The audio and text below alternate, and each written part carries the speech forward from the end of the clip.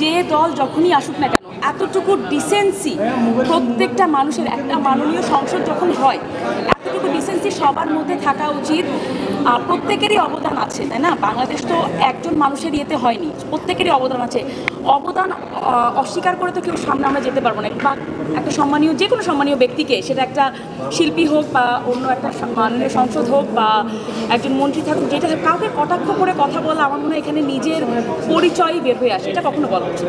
দেখেন, আমি এখনও কোর্ট থেকে এসেছি, সো আমাদের কোর্টে যারা মানে আমাদের চেম্বারে যারা আছে, সো সেখানে তাদের সাথে সুমি ভাইয়ের মানে তাদের আইনজীবী হিসাবে তাদের সাথে দেখা হচ্ছে।